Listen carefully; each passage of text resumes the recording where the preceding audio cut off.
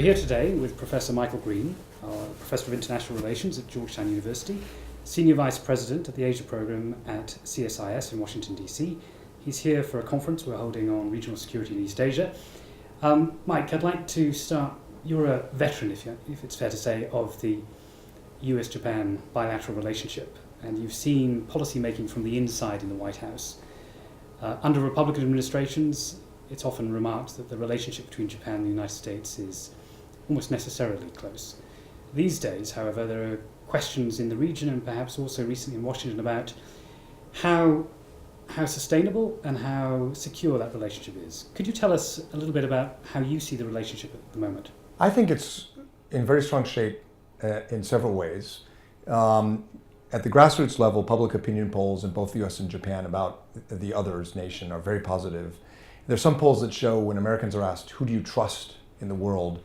UK, Canada, and Australia are always the top three, but the first sort of non-Anglosphere, if you will, country is usually Japan, not Israel or Germany or France or Korea.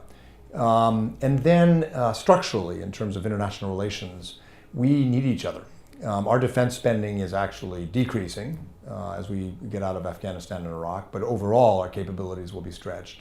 Japan's is basically flat. It was declining, and Abe brought it up a teeny bit. So given the rise of Chinese capabilities, power, and influence, and our stake in a rules-based, open Asia-Pacific order where coercion is not used to resolve disputes, we have to do more together. So structurally and in terms of people-to-people relations, very, very strong. And the economic relationship is better than ever, in part because of our shale gas revolution and all the things we offer Japan, but in part because the old trade friction's gone, because Japan's just less scary. There is a problem at the elite level to some extent right now. I think it's fair to say, this is certainly the Japanese view, that the Obama White House does not have the relationship with Japan that we did, or the Reagan White House did. It's small consolation for the Japanese, but in part that's just the way President Obama operates. Some people argue the special relationship between the US and the UK also is not what it was. And this is an administration in Washington where big foreign policy decisions are arbitrated by a small group of political advisors to the president, so the people who actually manage foreign policy have less influence. If you look at successive American administrations, even in the 1950s, notwithstanding the tensions that emerged in the Ampol crisis at the end of the decade, certainly from the point of view of American diplomats, the perception was, we're trying to do this together. John Allison talks about remaking the US-Japan relationship. But there's no guarantee that the Japanese will see it in the same way. And I wonder if there's a danger of a gap between the confident belief on the American side that if we say this often enough, the message will get through. Are the Japanese really believing what the Americans are saying? Because there's almost sometimes, to an outsider, an almost plaintive tone in the way that some on the Japanese side characterize the relationship or aspire to reinforce it and cement it even at a very personal level. If one looks at the body language between the Prime Minister and the President at the recent summit in Tokyo, and the language that's being used to try and personalize the relationship quite deliberately by the Japanese side, much in the way that Nakasone and Reagan personalized their relationship.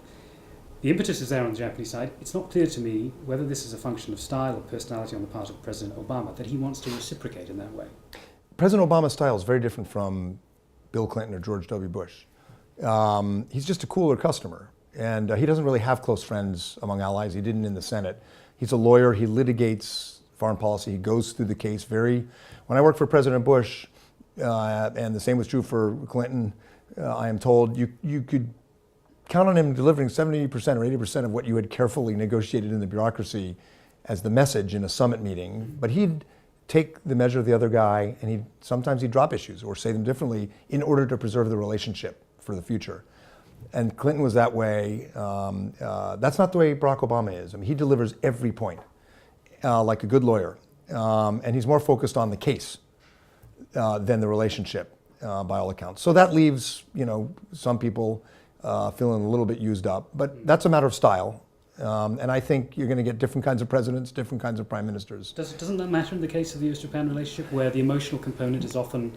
Well, as you know, Japanese interpersonal relations are built on onengiri, on trust and an eye to a long-term relationship. And this president doesn't operate that way. So there's a little bit of, I don't think it should be overstated, but there's a little bit of a, not friction, but disconnect, I think, between Shinzo Abe and the president and on that count.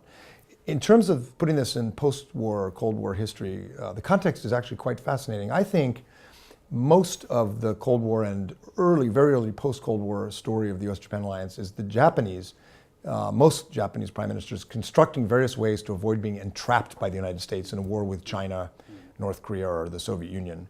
And even the cynical realist in me would argue Article 9 itself was designed to prevent the U.S. from being able to entrap Japan. The way we did in the Korean War, we used Japanese sailors, we used Japanese bases, and we never asked for permission because we were occupying Japan. So don't be entrapped by the U.S. That was sort of the prevailing theme. There were exceptions, as you know, Nakasone, Kishi, but that was the prevailing theme. And the American theme was, how do we get the Japanese to do more?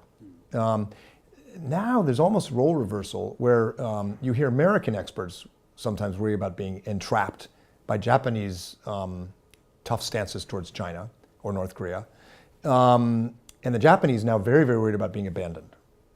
And that's been the case at times, but it's very powerful now as a theme in Japan. They worry in Japan too much, in my view, that the US and China are going to form some condominium and that Japan will be left out, which they've experienced with Nixon.